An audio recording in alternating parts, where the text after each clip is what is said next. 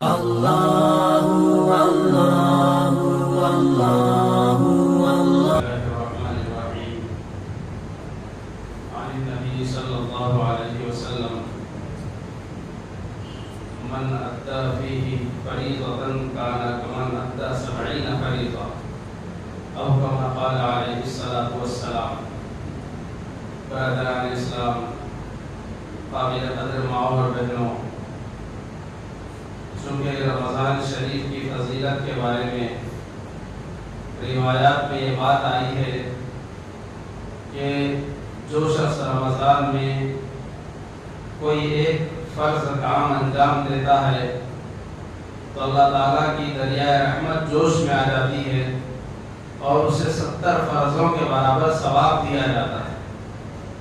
تو اسی اعلان کا فائدہ اٹھاتے ہوئے مسلمانوں میں یہ دیکھنے میں آتا ہے کہ رمضان میں وہ زکوٰۃ ادا کرنے کا اہتمام کرتے ہیں، کیونکہ زکوٰۃ ادا کرنا فرض ہے. تو ایک فرض ادا کریں گے تو 70 فرضوں کا ثواب ملے گا.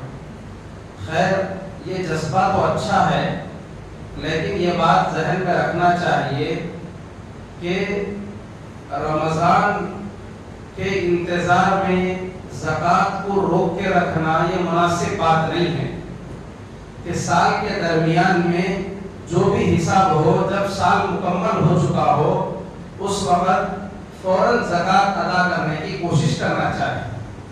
اس لیے کہ زندگی کا کوئی بھروسہ نہیں ہے. ہم رمضان کے انتظار میں رہیں اور اس سے پہلے زندگی ہم کو دھوکہ دے دے اور ہم چلے جائیں تو ایک فرض ہمارے ذمہ رہ جائے گا. پھر کون ادا کرے گا بھائی؟ آج کل تو یہ مزاج بھی نہیں ہے کہ مرتے وقت وصیت کر رہے ہوں کہ میری اتنی نمازیں باقی ہے اس کا فدیہ دے دو، اتنے روزے باقی ہے اس کا فدیہ دے دو، اتنی زکوٰۃ باقی ہے اس کا فدیہ دے دو. جو حصہ جس کو دینا ہے جانے کے بعد لوگوں مہینے دے. تو اب یہ اس کی طرف کہاں توجہ دیں گے؟ اس لیے اپنی زندگی میں اپنی ذمہ داریوں کو خود ادا کرنا تاکہ کل کسی چیز کی ہمیں قبر میں کمی محسوس نہ ہو، حشر میں ہمیں افسوس اور ملال نہ کرنا پڑے. اس لیے علماء نے اس کو پسند نہیں کیا ہے کہ رمضان تک کے واسطے زکوٰۃ کو روک کے رکھنا. ہاں، کسی کا سال اگر رمضان ہی میں پورا ہوتا ہے تو بہت اچھی بات ہے. اس لیے کہ اس کی ایک مصلحت یہ بھی ہے کہ اگر سارے کے سارے لوگ رمضان ہی میں زکوٰۃ دیں گے تو پھر یہ ہوگا کہ رمضان کے علاوہ میں زکوٰۃ نہیں دیں گے. حالانکہ ضرورت مندوں کی ضرورت سال بھر باقی رہتی ہے، تو مسلمانوں کو اپنے مال سے زکوٰۃ کے نام پر ایک دوسرے کے کام آنا چاہیے. بہرحال کہیں بھی اپنا دماغ صرف نہیں چلانا چاہیے، شریعت کے مزاج کو سمجھنا چاہیے کہ شریعت ہم سے کیا مطالبہ کرتی ہے اور اس میں ہماری آخرت کا اور انسانیت کا کیا بھلا ہے. تو اگر ہم اس کو ذہن میں رکھیں گے تو اعتدال پر قائم رہیں گے. بہرحال رمضان المبارک میں زکوٰۃ دینے کا شوق، ذوق، صدقات وغیرہ اس میں حصہ لیتے ہیں. تو یہاں بھی یہی گزارش ہے کہ جو کام بھی ہم کرنے جائیں پہلے اس کا علم حاصل کریں. زکوٰۃ دے رہے ہیں تو زکوٰۃ دین اسلام کے ارکان میں سے ایک رکن ہے. 5 پلرز آف اسلام میں سے ایک پلر ہے.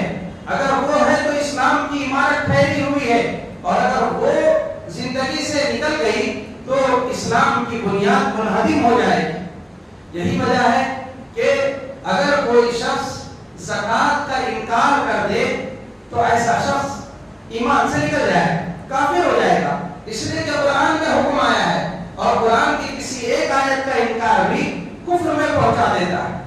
اور اگر کسی شخص پر زکوٰۃ فرض ہو اس کے باوجود وہ زکوٰۃ نہ دے تو ایسا شخص سخت گناہگار ہے، فاسق اور فاجر ہے. اللہ اس سے ناراض ہے اور اس کو دنیا اور آخرت میں سخت سزاؤں کا سامنا کرنا پڑے.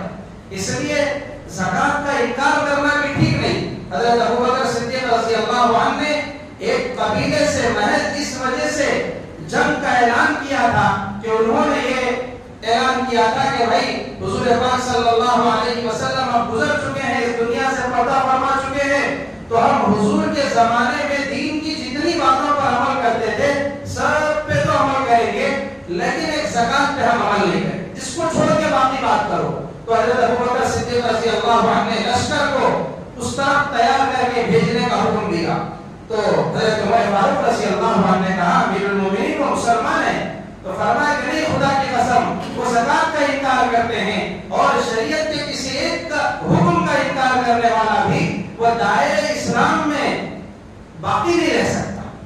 تو اس سے زکات کی اہمیت سمجھ میں آئی۔ تو زکات کا کیا کرنا چاہیے؟ علم حاصل کرنا چاہیے کہ زکات کس مال پر فرض ہوتی ہے۔ اب بہت بعض لوگ ہو سکتا ہے یہ کہیں کہ ہمارے پاس پیسہ ہے ہی نہیں تو ہم زکات کا علم حاصل کر کے کیا کریں؟ ارے بھائی، یہ زکات اسلام کا ایک رکن ہے، جب اسلام کا رکن سیکھیں گے تو ایک فرض کا علم حاصل کرنے کا جو ثواب ملے گا، اسلام سے آپ واقف رہیں گے۔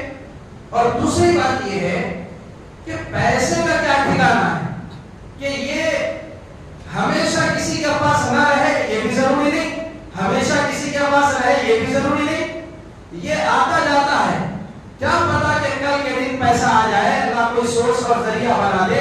تو پہلے سے معلوم تو ہونا چاہیے کہ زکات کس پر فرض ہے اور کس پر فرض نہیں ہے، کتنے مال پر فرض ہے۔ کہیں ایسا تو نہ ہو کہ زکات ہم پہ فرض ہو گئی اور پتہ ہی نہیں چلا۔ اگر معلوم ہوگا تو مال ہاتھ میں آتے ہی فوراً زکات ادا کرنے کی فکر ہوگی، توفیق ہوگی۔ اور مال نہ ہونے کے باوجود زکات کے مسائل معلوم کرنا اس لیے ضروری ہے کہ جو آدمی غریب ہے یا وہ اپنے آپ کو غریب سمجھتا ہے تو کوئی اس کو اگر زکات لا کے دیتا ہے تو اس کو اتنا بھی پتہ ہونا چاہیے کہ میں زکات لینے کا مستحق بھی ہوں یا نہیں ہوں۔ کہیں ایسا تو نہیں کہ وہ لا کے دے رہا اور ان کی زکات ادا نہیں ہو رہی ہے۔ اس لیے چوکنا رہنے کی ضرورت ہے۔ اور جس طریقے سے دین کا کوئی بھی علم حاصل کرنے سے ثواب ملتا ہے، زکات کا علم حاصل کرنے سے بھی اللہ سبحانہ و تعالی بے شمار اجر و ثواب عطا فرماتے ہیں۔ اور علم رہے گا تو عمل اللہ کی بارگاہ میں قبول ہوگا۔ صرف زکات ہی کا نہیں، زندگی سے ریلیٹڈ ہر چیز کا علم حاصل کرنا چاہیے۔ جوان ہو گئے ہیں تو جوانی کا علم حاصل کرنا چاہیے کہ اب کیا کرنا ہے اور کیا نہیں کرنا ہے، پردے کے احکام ہیں اور شریعت کی کیا پابندیاں ہیں، اب کیا کیا احکام میرے لیے لازم ہو گئے ہیں عبادات میں سے، یہ جوان ہونے سے پہلے سیکھ لینا چاہیے۔ نکاح کر رہے ہیں چاہے لڑکا ہو یا لڑکی، تو نکاح کے حقوق کیا ہے، تقاضے کیا ہے، ذمہ داریاں کیا ہے، اس کا علم حاصل کرنا چاہیے۔ حج کا ارادہ رکھتے ہیں، عمرے کا ارادہ رکھتے ہیں، اس کے احکام اور مسائل معلوم کرنا چاہیے۔ اور کما رہے ہیں تو تجارت کے مسائل معلوم کرنا چاہیے تاکہ اس میں صحیح اور غلط کا پتہ ہو۔ ہر چیز کے بارے میں علم حاصل کرنے کا مزاج اور ذوق ہونا چاہیے، اور جو کام کرنے جا رہے ہیں اس حصے کا علم حاصل کرنا ضروری ہے۔ اور اگر علم حاصل نہیں کریں گے تو زندگی میں فساد رہے گا کہ بغیر نکاح کے علم کے شادی کر لیں گے تو زیادتیاں ہوگی، کمی زیادتی اور بہت کچھ حق تلفیاں ہوگی، اللہ کے پاس پکڑ ہوگی۔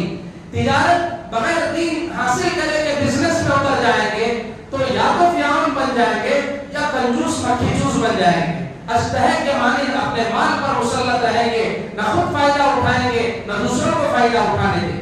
حالانکہ یہ زکات کا جو نظام ہے اللہ کی کتنی بڑی نعمت ہے۔ اللہ تبارک و تعالی مال کے بارے میں یہ نہیں چاہتے کہ وہ صرف مالداروں کے ہاتھ ہی میں روٹیٹ ہوتا رہے، انہی کے ہاتھ میں پھرتا رہے۔ اس کا نظام اللہ نے بنا دیا ہے کہ اس کی ریسائکلنگ ہوتی رہنا چاہیے، سماج میں، سوسائٹی کے مختلف طبقات کے درمیان میں، خاص طور پر مسلم کمیونٹی میں۔ جیسے کہ آج کا سماج ہے، جو امیر ہے وہ امیر سے امیر ہوتا جا رہا ہے اور جو غریب ہے وہ غریب سے غریب تر ہوتا جا رہا ہے، اور ان کے درمیان ڈسٹنس بڑھتا جا رہا ہے۔ لیکن اسلام کا فائنینشیل نظام کو پڑھیے، اسلام کا جو ہے نظام معیشت کو پڑھیے تو پھر سمجھ میں آئے گا کہ اللہ کتنے مہربان ہیں۔ زکات کا جو نظام اللہ نے رکھا، کبھی زکات کے ذریعے سے مالداروں کا مال ان کے پاس سے نکالا اور یوں فرمایا وفی اموالہم حق للسائل والمحروم، کہ مالداروں کے مال میں حق پایا جاتا ہے، مانگنے والوں کا بھی اور نہیں مانگنے والوں کا حق اور لازم قرار دے دیا۔ اور کہیں تو اللہ تبارک و تعالیٰ نے میراث کے ذریعے سے آٹومیٹکلی تم چاہو یا نہ چاہو مرنے کے بعد فوراً مال کو بانٹ دیا کہ تمہارا اتنا مال ان کو جائے گا، اتنا مال ان کو جائے گا، اتنا مال فلاں رشتہ دار کو جائے گا. یہ کیا ہے؟ اللہ تبارک و تعالیٰ مال کو مختلف لوگوں کے ہاتھوں میں پھیر رہے ہیں اور اللہ یہی چاہتے ہیں. اور زکات کے ذریعے سے ایک منیمم کی ٹریننگ دی گئی ہے کہ کم از کم اتنا مال تو نکالنا ہی ہے اللہ کا حکم سمجھ کر کے، اللہ کی رضا کے لیے، اپنی آخرت بنانے کے لیے.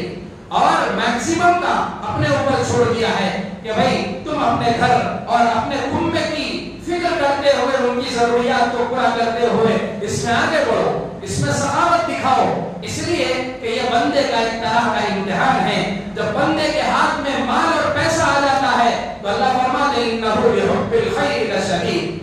بندے کو پیسے کی محبت بہت زیادہ ہے اور اس کے باوجود جب وہ پیسہ خرچ کرتا ہے تو اللہ کو بندے میں محبت بہت زیادہ آتی ہے کہ مال محبوب ہونے کے باوجود اتنا اس نے مجھ پر لٹا دیا، اب اس کے لیے میری محبت واجب ہے. تو یہ ایک اللہ کی تربیت کا نظام ہے کہ جس کے ذریعے سے اللہ سبحانہ و تعالی بندوں کی مال سے محبت کو کم کرنا چاہتے ہیں کہ بندوں مال یہ دل لگانے کی چیز نہیں ہے، مال یہ فائدہ اٹھانے کی چیز ہے. اس سے رب کی خوشنودی، اس سے بندوں کی دعائیں لینا اور ان کو خوش کرنا، خیر کے کام کرنا، اس کو اپنے لیے ذخیرہ آخرت بنانا اور مال کو اپنے لیے وبال بنا کے لے جانا ہے کہ کل کے دن نہ ہم مال کے حق ادا کر رہے، نہ اللہ کے حقوق ادا کر رہے، نہ رشتہ داروں کے حقوق ادا کر رہے، نہ دین کے کاموں کے حقوق ادا کر رہے. تو نتیجہ کیا ہے؟ ہم اس دنیا سے ایسے ہی خالی ہاتھ چلے جا رہے ہیں اور پھر کل قیامت میں یہی مال ہمارے لیے حسرت اور افسوس کا سبب بنے گا. بہرحال زکات سے متعلق زکات کا فلسفہ کیا ہے، زکات کے ذریعے سے اللہ کیا چاہتے ہیں، کتنے پیسے پر زکات فرض ہوتی ہے، کس کس قسم کے مال پر زکات فرض ہوتی ہے، کتنی مقدار میں زکات دینا ضروری ہے، زکات کتنے ٹائم پہ فرض ہوتی ہے، کس کس کو زکات دینا ہے. یہ وہ سارے مسائل ہیں جو مسلمانوں کو بیسیکلی معلوم ہونا چاہیے. اللہ پاک سے دعا ہے کہ اللہ پاک مجھے آپ کو سب کو کہنے سننے سے زیادہ عمل کی توفیق نصیب فرمائے.